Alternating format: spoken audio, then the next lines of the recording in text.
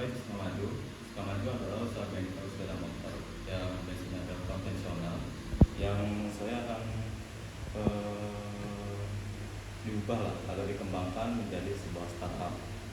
Jadi saya ide lah untuk membuat usaha bengkel itu menjadi sebuah startup. Selanjutnya, itu ada alasan. Maka saya memilih Sukamaju ini, yaitu usaha bengkel untuk menjadi sebuah startup, karena dilansir dari pengalaman pribadi. Kenapa saya memilih ini itu karena saya punya abang. Nah, dia itu sama saya seperti saya, tapi dia itu jurusannya itu teknik sepeda motor. Nah, jadi pada saat dia lulus, dia itu diberi modal lah sama orang tua, sama bapak itu masih muda buat membuka sebuah usaha di depan rumah itu bengkel. Yaitu namanya itu sudah dibuka udah lumayan 3 sampai 6 bulan itu udah aman lah, berjalan dengan lancar. Terus juga sudah stabil lah gitu, baik dari Senin sampai hari Minggu itu sudah aman. Tapi ada satu kendala, pada saat sudah aman itu sekarang sudah masuk sampai 1 tahun lebih, yaitu kayak sudah lumayan jenuh lah mengalami dengan pekerjaan itu, karena ya alasannya terus atau bagaimana itu. Akhirnya diminta tutup sebentar bengkelnya itu sekitaran 5 hari. Nah, pada saat itu para pelanggannya itu pas dibuka kembali sudah berkurang, jadi untuk pemasukan itu sudah lumayan anjlok untuk sudah 5 hari tadi. Akhirnya yang awalnya bukanya itu 1 minggu dari hari Senin sampai Senin kembali itu, jadi bukanya itu cuma hari Minggu aja. Cuma bapak lah sekarang yang menjalankan bisnis atau menjalankan usahanya itu. Nah, ini kami kayak rasanya itu kayak sayang itu sama usaha yang udah dibuat tapi lama-lama turun terus.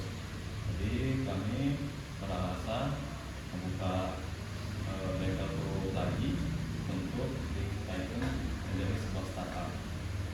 Ini mungkin untuk alasan yang pertama. Yang kedua yang memang kami juga hobi untuk dari segi motor, untuk modif motor gitu atau itu kan sudah hobi dari dulu.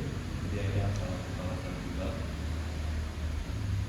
Untuk selanjutnya itu ada tahap yang pertama itu saya akan melakukan riset kembali agar masalah yang sebelumnya yang bengkel itu sudah di dalam sama bapak itu tidak melakukan kesalahan itu kembali, memulai semuanya dari awal. Ya, untuk pembukaan dari awal juga kami akan mencoba melakukan beberapa promosi lah untuk kedepannya, yaitu hari tahap 2 untuk promosi yang kami akan melakukan promosi itu melalui sosial media. Itu juga akan sesama ini maksudnya punya dari mulut ke mulut terlebih dahulu untuk memberitahu lah kalau ini sudah mencoba kembali membukanya, dan kami juga akan membagikan sebuah brosur untuk menyebarluaskan kembali sebuah usaha ini. Terus selanjutnya, tahap yang selanjutnya kami akan kaitkan sebuah web agar menjadikan bisnis ini itu seperti startup. Ketika semuanya itu sudah stabil, pemasukan juga sudah aman, pengeluaran juga sudah tertutup dengan income yang sudah didapatkan, itu kami akan mengkaitkannya sebuah web agar menjadi sebuah startup. Terus selanjutnya kami akan upgrade untuk meningkatkan fasilitas para pelanggan. Upgrade di sini juga terbagi 2 jenis. Upgrade yang pertama itu dari upgrade diri sendiri agar menjadi yang lebih baik lah untuk yang selanjutnya ketimbang yang sebelumnya itu yang hal sifat saja yang menjadikan usaha itu menjadi tutup. Kami akan upgrade juga untuk fasilitas dari usaha kami agar menjadi yang lebih baik. Slide selanjutnya itu kami menjalankan beberapa fitur atau di bengkel kami ini. Saya rasa untuk fitur dari bengkel itu sudah umum lah bagi beberapa tempat, yaitu seperti servis motor, ganti oli, cuci motor, audit motor, jual beli spare part, dan tambal ban. Untuk di sini mungkin yang agak menonjol itu di bagian jual beli spare part, karena jual beli spare part itu sepertinya untuk bengkel-bengkel umum yang masih di daerah-daerah tidak rame gitu, itu memang masih jarang. Kami juga sempat melihat beberapa bengkel-bengkel di dekat rumah kami itu ya masih jarang untuk yang jual beli spare part. Mungkin harus beli-beli keluar dulu untuk beli spare part yang mereka butuhkan dan pelanggan butuhkan, itu memang agak susah untuk didapati di dekat rumah-rumah kami. Jadi kami punya ide lah untuk memberikan salah satu fitur ini agar ya salah satunya untuk menarik perhatian para pelanggan lah. Kalau di sini ada fitur yang berbeda gitu dari kebanding dengan bengkel-bengkel yang di dekat rumah kami yang memang jarang ada fitur seperti ini. Terus selanjutnya untuk mengatasi para pesaing, itu yang pertama adalah meningkatkan fasilitas. Meningkatkan fasilitas di sini itu meningkatkan kinerja dari pengerjaan kita lah, meningkatkan fasilitas tentang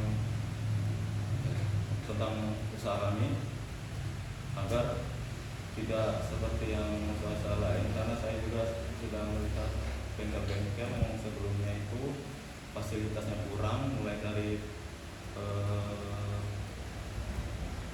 tempat kenyamanan atau apa gitu segala macam untuk tempat menunggu mereka, penyelesaian dalam motor mereka atau yang sedang dicuci atau bagaimana gitu, kadang fasilitasnya masih kurang untuk tempat menunggunya. Terus selanjutnya itu ada cepat dalam pengerjaan. Cepat dalam pengerjaan ini maksudnya itu kita itu akan sigap lah untuk menyelesaikan masalah yang dialami para pelanggan, karena sebelumnya juga saya sudah mengalami untuk masalah ini di beberapa bengkel itu kadang emang suka lambat dalam pengerjaan, suka tidak sigap, karena ya bisa dikondisikan kalau di bengkel ini pasti bakalan banyak banget pekerjaan-pekerjaan yang belum selesai atau bagaimana. Jadinya para mekanik itu kadang suka kebawa perasaan, kadang juga suka emosi dalam menyelesaikan masalah gitu. Jadi ketika semisal dia lagi ngerjain tugasnya atau job desk-nya itu, terus tiba-tiba ada pelanggan yang mau ya, ganti oli atau semisal tambal ban, itu mereka kadang suka berleha-leha dulu atau suka menunda-nunda terlebih dahulu lah. Nah, jadi itu salah satu poin yang untuk saya taruh untuk mengatasi pesaingnya itu, karena memang rata-rata kebanyakan seperti itu. Itu yang saya temui. Terus selanjutnya ketersediaan alat juga ini dilansir dari pengalaman pribadi juga. Saya juga tuh pernah ingin mencari alat ke sebuah bengkel, cuman tidak ketemu sampai 5 bengkel lebih dari saya cari itu jarang banget ada bengkel yang kadang suka alatnya itu tersedia gitu. Kadang ada aja yang kurang, tapi mereka nggak mau nutupin itu. Nah, maksudnya kayak ketersediaan alatnya itu kurang. Jadi kami juga akan memperhatikan poin tersebut untuk mengatasi pesaing. Terus tuh kebersihan tempat. Umumnya tempat bengkel itu pasti kotor, karena juga di situ kan tempat bengkel itu tempat ya kita main oli atau segala macem, bongkar-bongkar mesin itu memang basicnya kotor, nggak ada yang bersih. Tapi itu semua tergantung dari orang juga. Kalau mau bersih ya bisa bersih, kalau orang itu emang nggak membutuhkan tempat kebersihan ya itu bisa jadi kotor, dan itu bisa jadi poin untuk mengatasi pesaing yang tepatnya yang tidak bersih. Terus yang terakhir, kita memberikan image yang baik kepada pelanggan. Image yang baik kepada pelanggan ini kita akan memberikan testimoni pada awal-awal agar mereka itu bisa percaya lah kepada kami. juga yang bengkel-bengkel sekarang ini tuh kebanyakan suka mengelabui orang ketika kita mau tambal ban batu gles, dia minta ganti padahal itu bisa ditempel, cuman dia malah minta ganti yang baru gitu. Itu kan salah satu poin yang yang merugikan pelanggan. Dan situ dari pelanggan juga sebenarnya udah tahu kalau mereka itu juga sebenarnya kelabui sama mekaniknya. Jadi saya menaruh itu di perkembangan hasil pesaing agar mereka lebih percaya dengan bengkel kami itu. Untuk selanjutnya itu ada tarif atau biaya untuk masing-masing fitur. Untuk servis motor itu ada servis ringan, yaitu sekitaran 80.000. Servis ringan ini terdiri dari pengecekan oli, pengecekan kampas rem, pembersihan saringan udara, dan berbagai jenisnya. Terus servis berat ini lebih detail lagi, lebih spesifik lagi, yaitu mengarah ke mesin. Mungkin sebagian untuk matic itu ada CVT-nya, kami akan mengeceknya terus menerus. Terus tuh sama seperti tadi untuk pengalihan oli, pengecekan kampas rem, dan juga pembersihan saringan udara. Terus selanjutnya ini ada ganti oli itu terdiri dua jenis juga, yaitu oli mesin dan oli gardan. Oli mesin itu untuk tarifnya yaitu sekitar cuma 60.000 doang. Terus oli gardan itu cuma 20.000. Selanjutnya cucian motor itu sama, cucian motor matic mau beli itu sama aja 10.000. Terus ini ada fitur modif motor. Modif motor ini harganya sekitaran 20-50.000. Modif motor ini modif yang hanya untuk awal-awal mungkin tipis-tipis aja, gak usah yang terlalu bagaimana sampai kayak ke arah ke mesin-mesin atau kayak bor-up motor. Itu mungkin kami tidak akan menyediakan terlebih dahulu. Modif motor ini yang tipis-tipis aja terlebih dahulu, kayak mungkin ganti lampu, terus tuh masang spotlight, ganti jok motor, ya itu mungkin kami akan layani dengan harga 20-50.000. Terus selanjutnya ada tambal ban itu adalah sama 15.000. Tambal ban biasa saya yang terus itu sama 15.000. Selanjutnya, nah di sini ada sedikit prototipe dari sebuah bike yang saya akan buat. Di sini untuk halaman pertama itu dashboard, yang kedua itu alat, dan yang kedua itu spare part. Mengapa spare part itu saya tidak taruh di sebelumnya di tempat tarif atau biaya? Itu karena spare part itu harganya beda-beda. Untuk yang standar itu spare part itu yang standar yang seperti keluaran dari dealer itu mungkin harganya ya lebih murah dibanding yang sudah ada brand gitu. Contohnya yang udah brand tinggi, yang sudah banyak lah yang orang tahu gitu. Terus yang pertama itu ada dashboard ini kami akan mengisi untuk berbagai artikel atau tutorial untuk para pelanggan yang ingin mereka pelajari. Itu situ ada tutorial mengganti oli motor pada motor matic, terus ada pemasangan lampu baik pada motor MX King, contohnya seperti itu. Terus ada cara desain body agar tidak terkelupas pada saat pemakaian. Ya, itu adalah berbagai contoh yang ada di halaman dashboard. Kami akan memberikan tutorial dan memberikan tips yang baik untuk para pelanggan. Jadi mereka tidak hanya datang ke tempat bengkel untuk mencari testimoni yang baik, kami akan menampilkan juga pada sebuah web ini agar mereka jadi lebih gampang lah untuk mengetahui kalau seberapa bagus sih bengkel yang suka maju di dalam kan. Terus yang kedua itu ada alat. Lagi-lagi saya ambil poin yang sebelumnya itu yang tadi ketersediaan alat. Banyak bengkel yang jarang banget, walaupun nggak semuanya seperti itu, tapi saya kebanyakan menemunya seperti itu. Untuk alat-alat ini para bengkel itu kadang suka banget yang kekurangan gitu. Jadi kalau kita mau beli alat-alat ke bengkel itu agak susah juga. Kalau saya sih lebih tepatnya, karena ini pengalaman pribadi saya. Jadi saya mengalami kesusahan untuk para beberapa bengkel yang menyediakan alat lengkap seperti ini. Saya menambahkan ini pada sebuah web agar para pelanggan juga bisa langsung tahu gitu mana yang mereka ingin beli. Mereka tinggal cari di situ dan bisa langsung pergi ke tempat bengkelnya, mobil offline atau mobil secara online.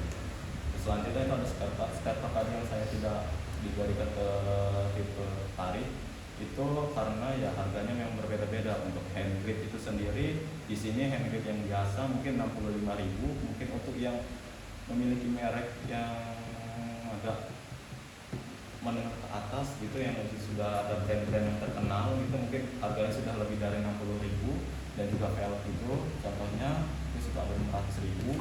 Kemudian velg untuk yang standar yang sudah memiliki merek bakal lebih dari 600.000, jadi harganya tidak tentu gitu.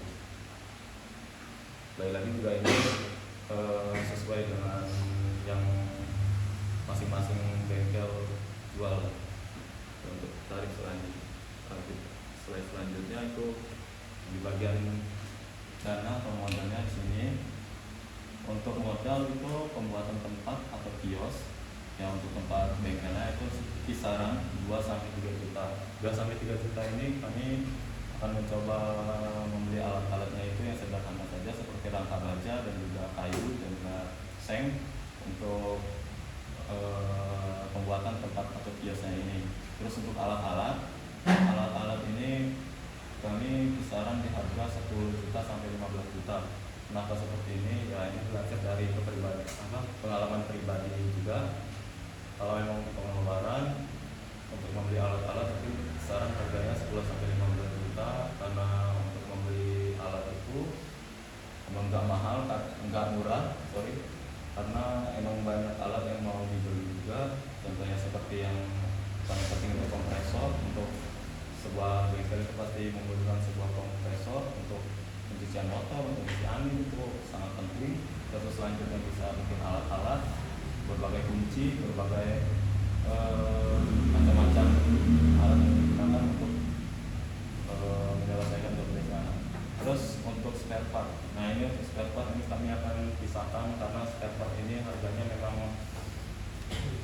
tidak bisa ditetapkan karena seperti yang saya sebutkan tadi harganya memang tidak sesuai dengan perkiraan kita. Kadang yang standar untuk spare partnya standar, bawaan motor, bawaan pabrik itu mungkin harganya cuma 1 jutaan lebih. Tapi ini saya akan menjual spare partnya itu mungkin yang memiliki merek lah gitu, memiliki merek yang sudah mempunyai brand-brand yang gede gitu ya. Contohnya seperti RCB, KTC, mungkin ada PBS, ada Orlin, dan ada ROB. Mungkin kita akan beli seperti itu yang memang harganya itu tidak murah, mungkin bisa